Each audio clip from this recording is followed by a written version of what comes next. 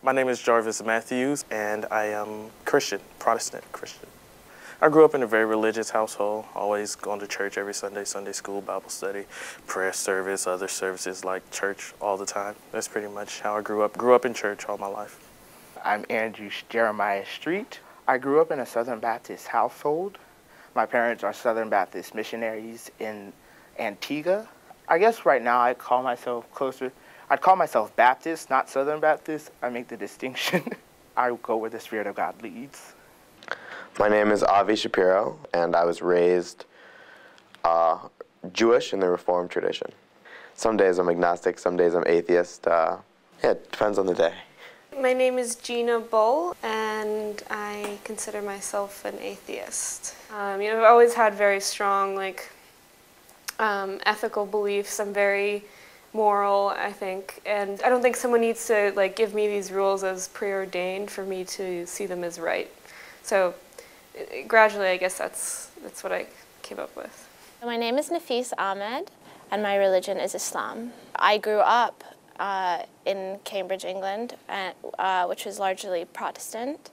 And then I moved to Bethesda, Maryland, and I had a lot of Christian and Jewish friends there. I'm Carlos Hernandez, and I identify as Roman Catholic. I think it was forced upon me around 4th grade. You all have to go to Sunday school, things like that. And then I sort of started picking up on it on my own in high school, mostly because most of my friends at school were Catholic, and then from there, I became a little bit more involved than even my mother. So that's my religious upbringing. I'm Christian Lambert, and I am a Buddhist. So my family is very much devoutly Catholic. Half the family is Irish, the other half is Polish.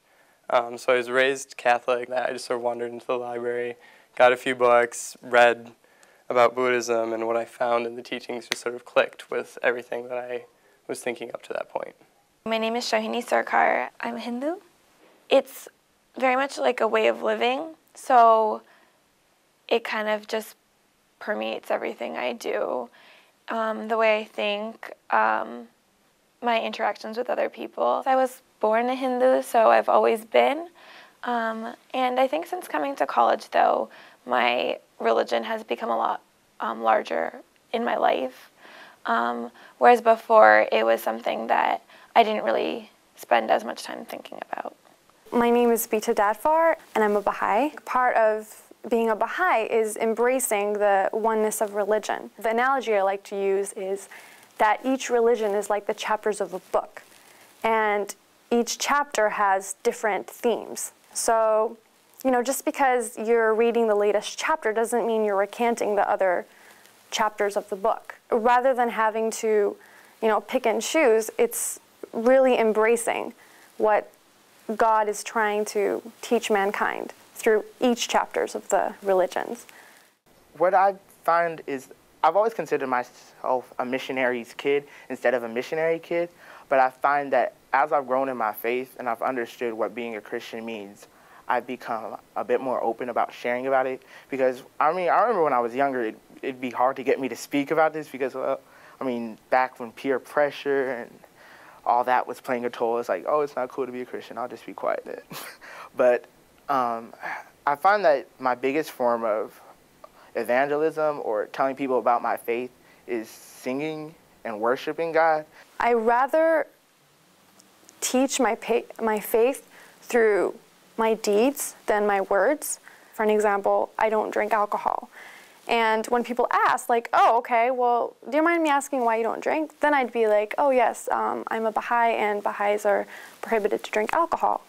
And then from there, if they ask more questions, oh, okay, then, what else do you not do?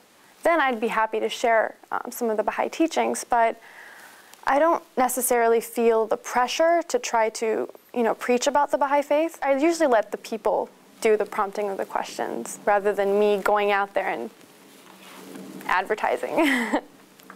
Basically, to me, Islam is not just a religion, but a way of life. And so I feel like I practice Islam in everything I do. Whether I go to school, that's part of my religion, because knowledge, ilm in Islam, is a very, very important thing. In fact, ilm, which means knowledge in Arabic, is the second most used word in the Quran.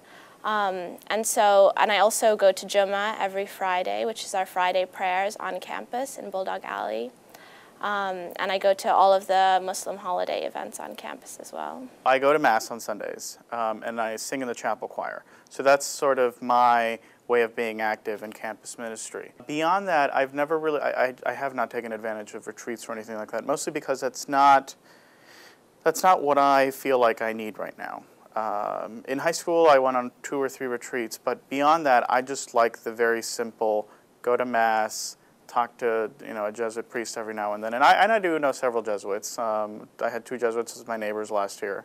And I've known, I would say, a handful, 5, 6, or 7, that I'm still in touch with regularly. I do like to reach out to them, especially when it comes and goes, but every now and then I consider joining the Jesuits or just the religious life in general. So it's nice to sit down and actually talk through those thoughts with the Jesuits, and that's usually how I reach out to them. Well, I'm a part of the gospel choir, the GU gospel choir, GU Brothers for Christ. I feel like it contributes a large part of who I am and in church, because I love to sing for choir and the services and the concerts we have. Gospel music is very filling and very emotional and very spontaneous. So like, it's just those things that you don't really get to express on a daily basis that you can express through music. It definitely plays into my religion and the services that I attend. It's not that I don't believe in some of the arguments of religion. It's just I don't think it needs to come from a religion. I don't think it needs to come from, what I see as like sort of an artificial belief in a God, and I definitely don't think it needs to come from this organized hierarchy. I believe being spiritual is that it's more so about my own personal walk and my own personal relationship with Jesus that I have. The pastor might say something, but me personally, I go, like he might take a scripture from the Bible, he interprets it, but I interpret it a different way. Or I would just take his way of saying it and also put it with mine and mesh and see what we come up with. So it's just a way of personally finding a way to not be so structured within the, I guess within the realm of religion and the boundaries that are like set up. I question my Catholicism probably on a daily basis, but I also think that's healthy because when you're dealing with an organization that is 2,000 years old, it's inevitably also a political organization just because of the hierarchy and just the traditions that are involved in Catholicism. I think there is a healthy level of skepticism that I maintain, just 1, to keep me sane, but 2, I think that allows me to get to know my own faith a little deeper. My whole definition of faith is you either believe it or you don't. And if you can waver in it, then I guess you really don't believe it.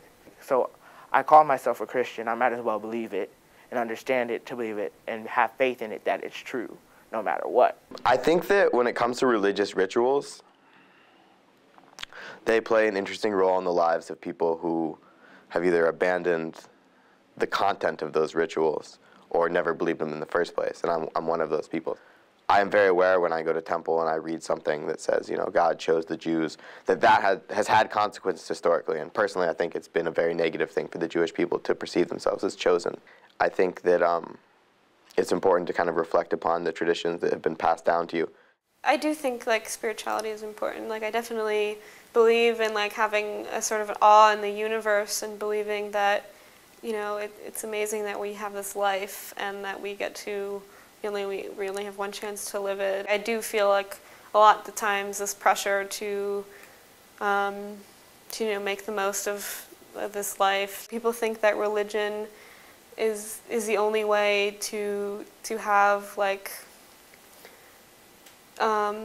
just an appreciation of the world or of nature or of themselves. And I don't think that's true at all. I think that anyone can do that.